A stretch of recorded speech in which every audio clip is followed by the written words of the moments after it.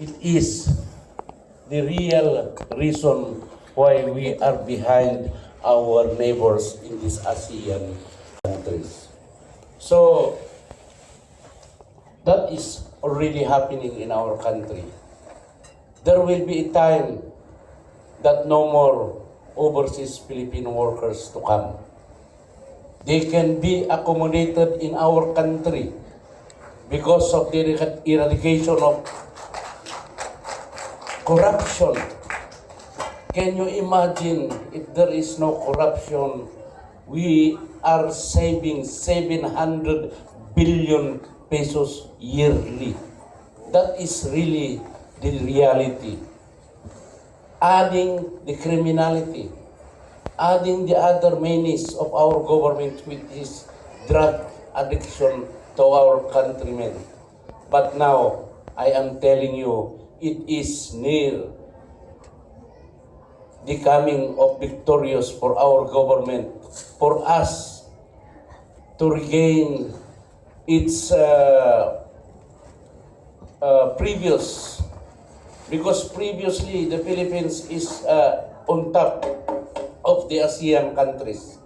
But because of corruption, drugs, and criminality, it went down. So that's happening. That's how it's happening in Manila. We are already returning the roads to the people. Disiplina po ang nangyayari sa atin na ngayon. Wala na po ang mga corruption. Napapalitan na po sila ng mga retired generals who will immediately implement whatever order of our president. So I hope that the Philippines will grow, and we will never be again because it is a fact that atrocities is happening from our OFWs in other countries. Mahirap talaga po ang kabuhayan natin, pero our President and the President Senate and Congress are doing their best to reform our very own Philippines, tapno iti kasta ag progreso. Kat let's go down to the Cordillera. In the Cordillera, nga dahito isog celebraran tayo nga BIBAK, it again happened that it is, I cannot describe what happened last year, 2018, when Ompong came to our beloved Cordillera and hit the municipality of Itogon, where 89 people were dead during that landslide. That was September 15, 2018. To September 17, 2018, our President Duterte and accompanied by Secretary C. Mateo of the DNR came to capital of Benguet and announced the stoppage of all small-scale miners in our region.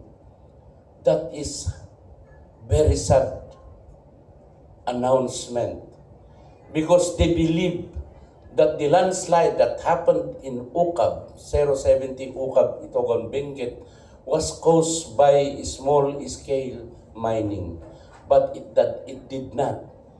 The cause of that landslide, it's because of the 1-month-long habagat, wherein after a week, here comes Ompong nga bokbok tinagadunga danom. That is the reason why that landslide happened. But be that as it may, the order is there.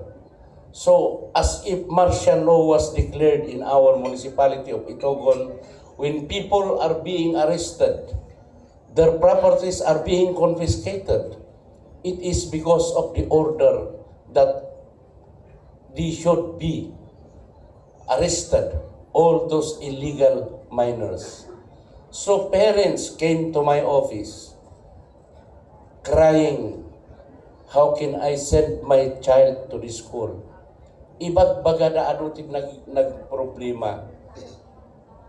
It so happen that the DSWD of our region has a fund to give the tuition fees of the 390 college students na stay saan ko mga maka-eskwela. No. Tuloy-tuloy the established iti mining. So that's the problem in our Cordillera. At present, again, the National Task Force on Illegal Mining Challenge is again in Benguet to stop all kinds of small-scale mining. Iso nga what the government did, as what I will tell you, what I did to our municipality, is to have our fund be divided into such thing that a portion of it will go to the livelihood projects of all the people. Those interested associations may get capital from our meager fund, and they should start their own business. We are training our women's, men, and youth. Kinuntak mi ti TESDA, tapno ag-train da, bayadan mi ti TESDA, bayadan mi dagiti tuition fee da, ken dagay kananda kan pagpliti da. That's how we are remedying the situation. Tapno iti kasta dati skilled workers tayo, nga pang local kan pang foreign. So dahil taapo ti aramidan mi itay munisipyo iti Itogon. Iti probinsya ito, iti Benguet Matlaan, Kasdan Matlaan. So, iti panagturay tayo as mayor, our income before was only 175. When I sat down as mayor, our fund increased to 275 million pesos. Enough for the maintenance of our municipality. Tapno mayaramid mi dagiti solid waste management tayo, the disaster risk reduction management tayo, ma-implement tayo dagiti nga project nga ibagbaga ti national government, and including the protection of our environment. That is really the assignment of any LGU entire the Philippines. Masapol nga adda iti programs na when it comes to the protection of our environment for the next generations to come. Like in the Philippines, if we know how to develop our natural resources, karkar-karo nga bumakbak ng ti Pilipinas. But what we did before, we let foreigners extract our natural resources so much so that we have no more left. Talagang yun ang sinasabi ni Presidente Duterte. We should know how to develop our natural resources, how to protect our natural resources. Di jay apo ti kanayon nga ibagabaga ni Apo Presidente ket amin nga local chief executive who will not comply with that will be suspended or removed from office. That's how strict our president is. So protection of our environment. If you heard the news that the Philippines was struck with dengue, 175,000 people were afflicted with dengue cases. 700 plus died because of dengue. And that is because we lack preparation in combating that dengue. there was corruption because of that dengue. But it did not happen. It did not solve the problem. So what we are doing now is to clean up our municipalities, our provinces, our sitios, our barangays, so that we can protect our people from dengue. We are doing again the disaster risk reduction plan, so that anytime that any typhoon will come, we will be ready. I am very worried last week because I cannot come. I prepared my speech so that my son will read it to you, because kung hindi umalis yung habagat na yon, hindi ako nakarating dito dahilan sa alam ninyo ang policy sa Pilipinas. Missing mayors during typhoons, during disaster, can be removed from office. That is very strict implementation of our DILG Secretary General Anyo. Kasta apo ti karigat naman iti bangon tayo iti Pilipinas. So my campaign in my municipality is itogon tuloy ang pagbangon. Entire the Philippines will rise up again, so that our problem will no longer be there. Economic problems of our families, we know so much so that even a single OFW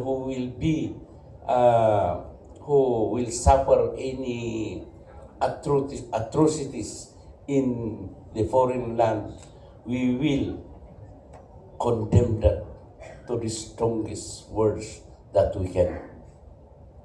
Alam namin po na kayong lahat na OFW ay nagsasakripisyo para sa ating bayan. But now, the people of the Philippines, the men down to the barangay captain, to the kagawad, we are working. All of us are working because we know that President Duterte is a God-given gift to us, that we will rise again. Dahil ako ti mabalin ko nga ibaga kada kayo, iti na ito yung okasyon. Salamat ti panag-invite yung kanya. Anything, anytime, we can help.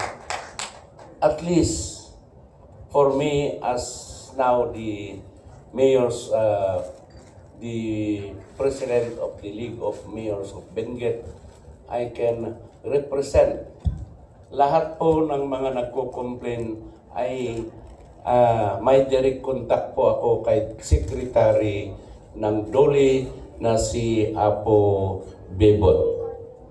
Malakas po ako sa kanya, kaya kung minsan po may mga nag-complain, direct ko po sa kanya, siya na ang bahala.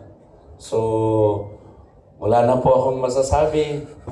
Nakita ko naman, you are very happy, and I join you in the celebration of this unforgettable event that you invited me to join you for this celebration. Maraming salamat po. Na-imbag ay agaw tako amin, narat-sarat saktay.